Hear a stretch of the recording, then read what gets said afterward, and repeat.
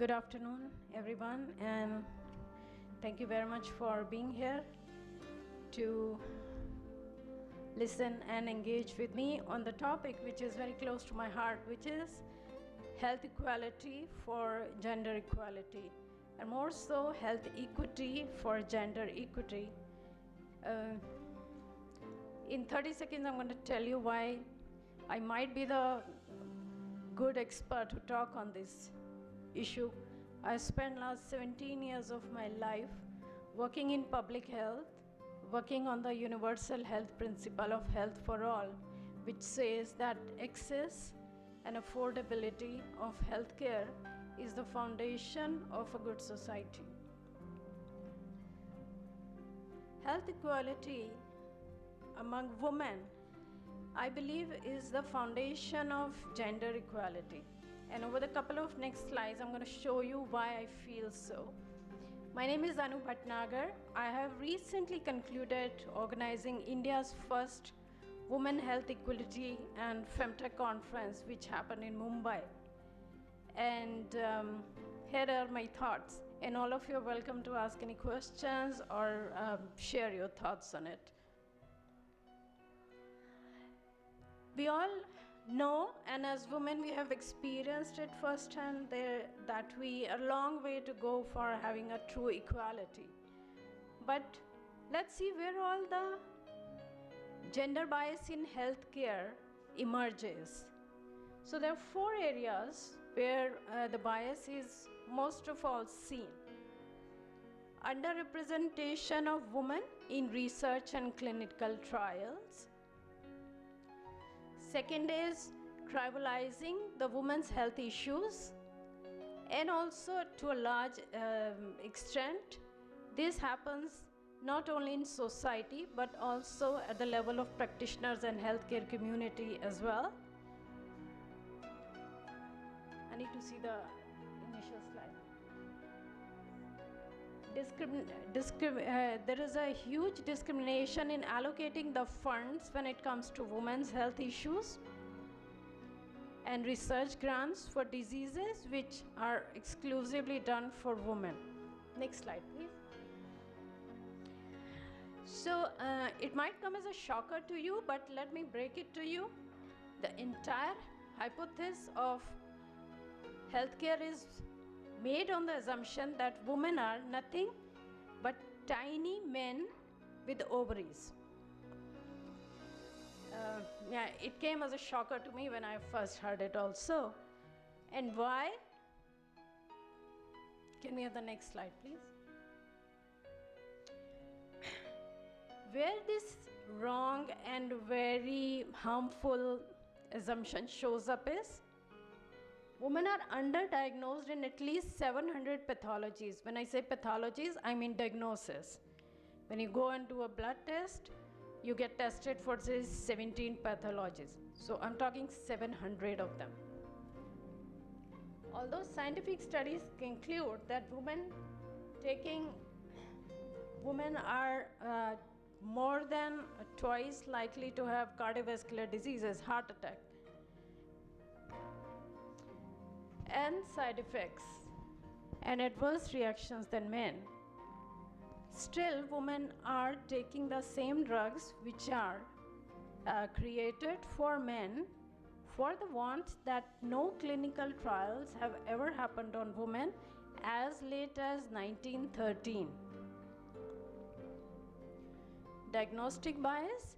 When I say diagnostic bias, in simple terms, diagnostic bias is that when a woman is taken less seriously, her symptoms are taken less seriously, and even the level of discomfort and pain she is feeling is taken less seriously as compared to men with the same symptoms.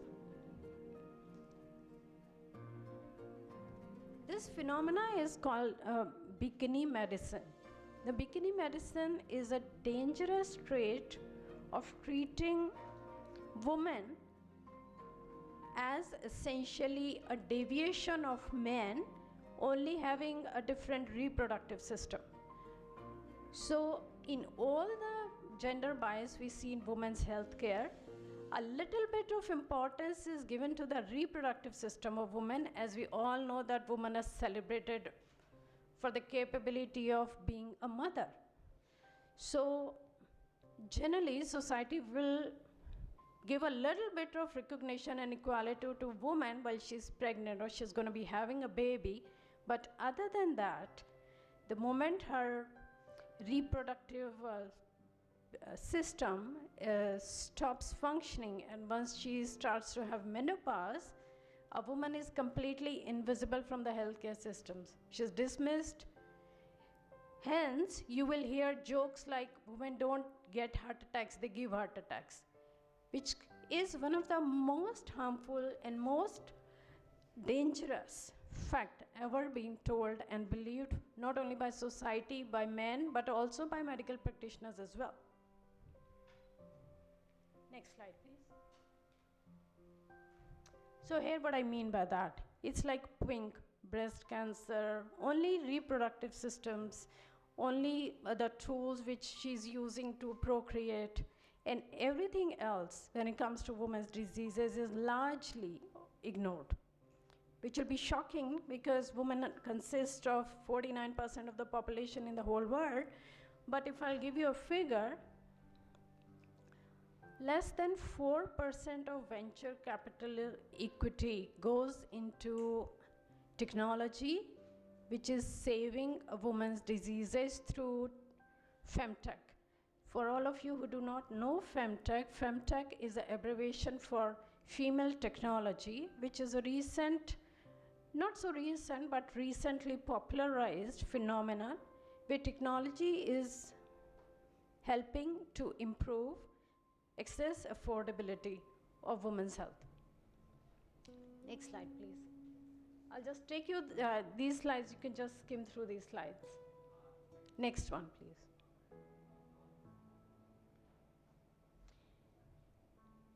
So this is the underfunding of research. When it comes to research and clinical trial, almost 75% of the funding and attention goes to diseases which are faced only by men, and only 25% goes to the issues which are faced by women. Next slide, please. So there's a research bias, there's a perception bias, and there's a very important phenomenon called gender pain gap, which means that a woman, next slide, please. Women will be subjected to medical gaslighting, not only by society, her family environment, but also by medical practitioners. And let me read this to you. Dr. Spencer's research suggests that women are twice as likely as men to be diagnosed with a mental illness when their symptoms are consistent with heart disease. That means if I go to a doctor with symptoms of heart attack, he or she is more likely, twice more likely to tell me that it's all in my head, or I have anxiety, or I have my periods, or maybe it's just I'm getting hysterical, which, by the way, hysteria was a word used in medical sciences as a valid term to describe most of the women's illnesses before women's trials were taking place. And I'm talking only as early as 100 years ago. Next slide, please.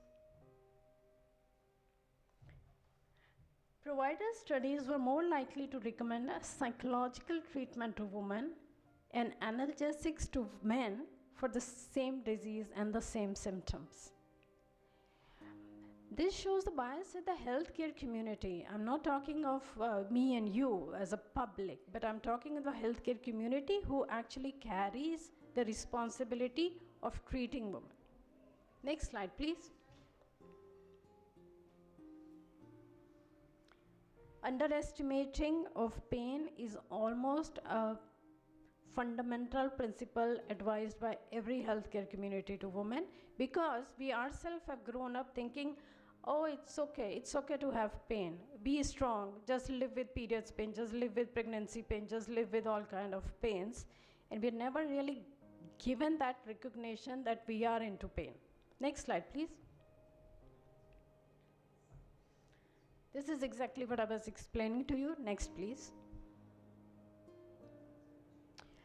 And I'm going to close my session by telling you and busting the biggest myth that was ever told in the healthcare industry, which says that women do not get heart attacks. We all have believed it, embraced it, and it's also become a part of a jokes. But the fact is that women are twice as likely to have a heart attack once she reaches menopause, but it is never diagnosed for the two simple reasons. One, it's not believed that women can have a heart attack, and two, the symptoms of heart attack in women are very different than the symptoms in men, and the medical system only is taking care of the symptoms which men face. So that's, ladies and gentlemen, in a nutshell, not only it's my lived experience, but also is my work experience, and hence I believe that the equality, as we say, the bridge the gap, we have to bridge the gap in healthcare access to have a truly equal society. Thank you very much. And if anybody has a question, I would like to welcome answers for it. Thanks. Thank you so much, our soul sister, Anu Bhatnagar, for all the information that you shared with us and the initiatives that you're doing out there to bridge the gap. Thank you so much, and more power to you. In this group, we have a gentleman sitting here among all the soul sisters. So may I request you, sir, to please come on the stage and do the honors?